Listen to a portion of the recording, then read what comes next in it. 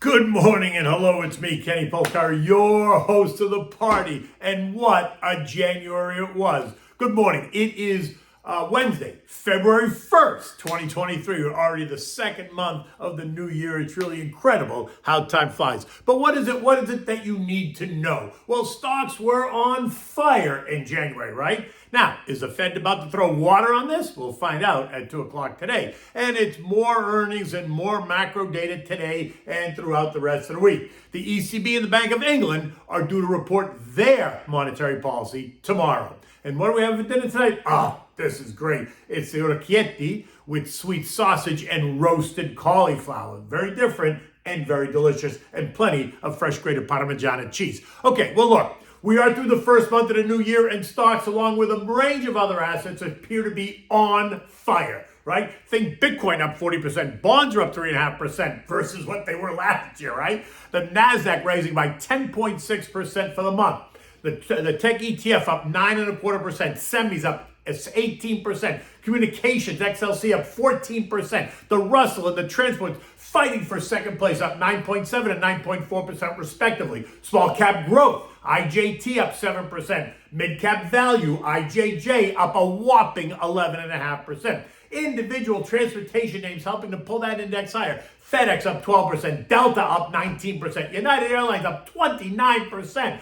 ODFL up 17%. The S&P added 6%, while the Dow Industrials trailed all four of these, adding just 2.8%. European markets are mostly up nicely as well. Taking the lead, up 12.8%, is Italy, followed by Spain up 10%, Eurostock up 9%, France up 9.4%, Germany up 8%, and the UK up 4%. It was an amazing month on a number of levels. Look, the Fed, along with the ECB and the Bank of England, are all expected to remain hawkish, sending rates higher and holding them there for longer. But that has done little to temper the tone of the markets, right? Investors appear to be looking through the next 2 to 3 months and betting that the hawks are going to turn to doves and that rate hikes are about to pause and then pivot. And yesterday's employment cost index only added fuel to that argument. And why? Because the index rose by 1%, down from 1.2% last month. And this suggests that wages are supposedly cooling, which suggests that the wage price spiral inflation should also begin to cool as well. And that will help slow demand. I think it's a bit premature. I need to see more evidence of this before I concede, all right?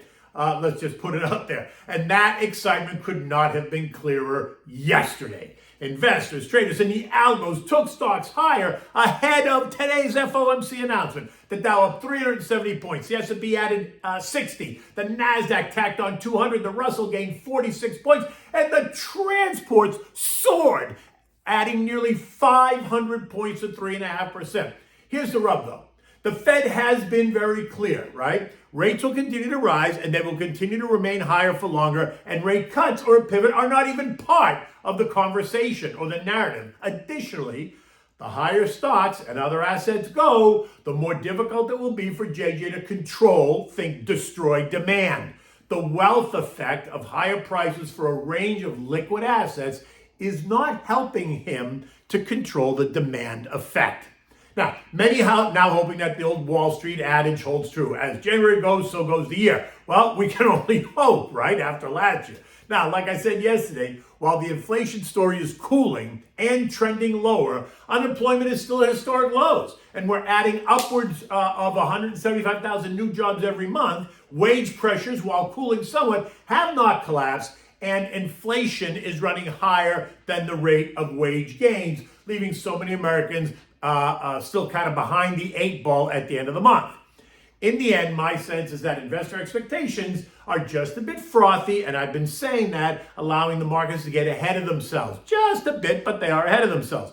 Again, I am a long-term bull. I am not betting against American ingenuity, but I remain just a bit cautious still, because the Fed is not done yet, and the balance sheet is still bloated at $8.5 trillion. The reduction of the balance sheet not coming as fast as the Fed had told us it would, and that remains another wild card.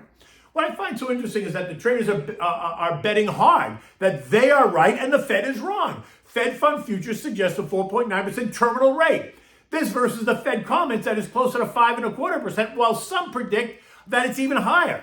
And they also predict it's not one, but two rate cuts before the year is out, something the Fed won't even address, citing the ridiculousness of that thought process, right? But it's early in the game, and so much can happen. This is exactly what makes this so interesting and fun and dynamic, right? So sit tight and remain awake. This is not the time to go to sleep. Now, that being said, you know me. I am not one to try and time the markets at all. I push for investors to remain invested and take advantage of the opportunities presented. I don't chase names just to say that I own them. I add to names that are arbitrarily dislocated due to short-term reactions by traders and algos. And Microsoft is just but one of the most recent examples of this, right? Recall the reaction by the algos and some traders when they announced their earnings last week, right? They took the stock down hard, down 12 points or 5% to $230 a share. It was ridiculous. Microsoft is a screaming buy, right? And I said so much on the Liz Clayman show on Fox Business on that day. You can find it if you search for it on the net. The headline just says, Kenny Polcari says Microsoft is screaming buy, right? But it was at that moment dislocated. Think because of the algos, right? And for very short-term reasons. Nothing really fundamental had changed for Microsoft at all. So the sale that took place was an opportunity for the long-term investor. Microsoft has since recovered and closed last night at $247.80, a 7% gain off of that short-term disruption in just 5 days. Okay, so look, it's Wednesday, and there are some data points to pay attention to, right? Mortgage apps is not one of them. ADP employment, though, is. They're expected to show a gain of 180,000 jobs. A stronger number will suggest that the Fed needs to remain on course. A much weaker number, say sub 150,000, is going to give fuel to the fire that the Fed needs to pause. So let's just see what that says. S&P US manufacturing PMI of 46.8 remains in contractionary territory, and that's good as far as the Fed is concerned. Construction spending month over month is supposed to rise by 0%. Okay, that's good. ISM manufacturing of 48, again, is in contractionary territory. And ISM employment, will it come in stronger or weaker? And then at 2 p.m., we're going to get the announcement. And it's not a surprise at all. Rates are going up 25 basis points. Stop with the speculation. They're not going 50, and they're certainly not going 75. And they certainly are not pausing. The reaction will be about what he says at the 2:30 presser. Expect the journalist to get him to sound dovish. They're going to ask him the same questions 11 different ways to see if they get the same answer. It's comical, really. In the end, until the labor market softens, until wage pressure softens, until demand softens, don't expect JJ to cave or change the narrative, period. Now, oil has bounced off its recent low at 76.55 and is now trading at 79.30 this morning. Traders marking time until the Fed announcement and until they hear the latest news on U.S. crude stockpiles. The API, the American Petroleum Institute, reported that U.S. crude stockpiles grew by 6.3 million barrels last week, slightly more than expected. Additionally, we're also waiting on any word out of the OPEC Plus meeting today. The expectation is for OPEC Plus to stay the course. They're not going to cut, nor are they going to increase production. WTI is trading in contango, and that means that the front-end deliveries are trading at higher prices than later in the year deliveries. And that suggests oversupply and lower prices. Yet, Brent crude, on the other hand, is trading in backwardation, meaning that future deliveries are trading at higher prices than current deliveries, and that suggests expected demand increases, right? So there you go. Both points of view, up and down. So where are you? Remember, street analysts are calling for oil to trade in the $85 to $95 average range for the year, meaning that oil has to go substantially higher in order to bring that average up, right? To make this prediction come true. Currently, oil is trading, I think, at around $78 or $79 on average so far. The U.S. dollar index, the DXY, continues to trade at the 101, 102 range, and it also awaits the Fed's move. Dovish expectations are forcing the dollar lower, or at least keeping it right here. A more hawkish Fed is going to see the dollar rise, and that should put pressure on a range of commodities if it happens, oil being just one of them. Gold is holding steady at $19.45 an ounce. It also, too, awaits the Fed's decision. Treasuries remain inverted. Is there anything else to say? The 3-month rates are yielding 4.5%, the 2 years yielding 4.2%, and the 10-year is yielding 3.48%. U.S. futures this morning are down as the new month begins, right? Dow futures down 135, the S&P's down 12, NASDAQ lower by 14, and the Russell is down 5. Everyone is bracing for the Fed commentary. Well, maybe not bracing. That's probably a little bit too dramatic, right? Let's be clear. No one should be surprised at all by what we're going to hear. Rates are going up. They're going to remain up higher for longer, period. That's the message. There's nothing more, there's nothing less. But the show is always fun to watch as they try to trigger Jay Powell, right? Cause him to say the same thing 11 different ways to see if he says it the same way in 11 different ways. In the end, it is what it is. Rates are not going down, and the Fed is not pausing in March, or not pausing now, not pausing in March, May, if we're lucky. And that is not even guaranteed, right? Because it depends on what the data says. European markets are all slightly higher this morning, up between 0.1% and 0.6%. Eurozone inflation on the top line appeared to slow more than estimates, but the core measure remains sticky. Now, does that remind you of anything? Remember, last week's PCE rose by 4.4%. But when you added back in food and energy, it rose by 5%, suggesting that the things that matter most to Americans remain elevated and sticky. And that stickiness in Europe is sure to heat up the debate at the ECB, where they're expected to raise rates tomorrow by 50 basis points. And it's more earnings today and tomorrow, but the truth is, other than those that really miss, the focus is now going to be on the Fed. Look for results from Humana, JCI, T-Mobile, Philip Morris, Thermo Fisher, and after the bell, watch for Meta, which I don't really care much about, McKesson, Costco, MetLife, etc. Arrange them, right?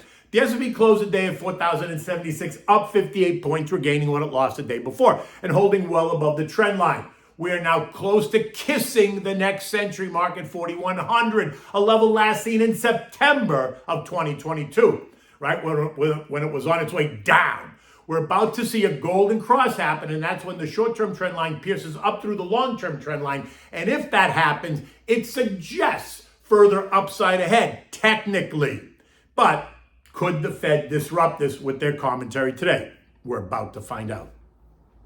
Remember, you know the deal. You're a long-term investor. You want to build a plan. You want to stick to it. You want to try not to pick tops and bottoms in your long-term account. Go do that in your trading account if you want, right? It's about building a strong foundation. Dollar cost averaging, you know how I feel about that. Reinvesting all the divvies back into it. Let them work for you, unless, of course, you need the divvies as income. Don't be afraid to buy names on weakness, as long as the weakness is not a fundamental shift in the sector or the name, that it's more of a short-term dislocation, i.e. Microsoft. Okay, so what are we having for dinner tonight? We're having the Orecchiette with roasted cauliflower and sweet sausage. It's a simple yet delicious dish that you can make in about 40 minutes start to finish. For this, you need chopped garlic, cauliflower, onion, sweet sausage, salt and pepper, olive oil, fresh grated Parmigiana cheese, and the Orecchiette, which is that little ear-shaped pasta. You want to preheat your oven to 450 degrees, and you want to bring a pot of salted water to a rolling boil on the back burner. You want to toss the cauliflower in a bowl with fresh chopped garlic, olive oil, salt, and pepper. Just enough olive oil to coat it. You don't want to drown it, right? Spread the cauliflower out on a cookie sheet and roast it in the oven for about 30 to 40 minutes. You want to see it just begin to get like a goldeny color, right, on the tops of the cauliflower. Remove when that happens and set aside. Now, while this is happening, in a large saute pan, you want to add some olive oil, some more chopped garlic, some sliced onions. You want to saute everything until it's nice, soft, and translucent. Now you're going to add in the sausage meat, which you have removed from the casing. And you want to brown that all up nicely. Season it with salt and pepper just to make sure it's all good. Now, once you pull the cauliflower out of the oven, you're going to add your pasta to the boiling water and let that cook. Now, boil the pasta for 8 minutes or so. Remember, you want it to be al dente and not mushy. Now, using a slotted spoon, add the pasta directly to the saute pan with the sausage. Now add in the roasted cauliflower and mix it well. Don't mix it too hard because the cauliflower will be soft. It'll start to fall apart, but you do have to mix it. If it starts to suck up the sauce, you know what to do. Add a ladle full of maybe the pasta water that you have not thrown out. Now you want to toss in a handful of fresh grated Parmigiana cheese, and you want to serve this immediately. always having extra cheese on your table for your guests. Enjoy this with a chilled white wine. I would use white wine with this dish, even though there's sausage in it. I would drink this with a chilled white wine, and you know my go-to white wine is Pinot Grigio Santa Margherita. In any event, the day has just begun. Countdown to the Fed. It's going to be another exciting day about speculation and thought about what's next for the Fed and for the markets and for you as an investor. Until tomorrow, take good care.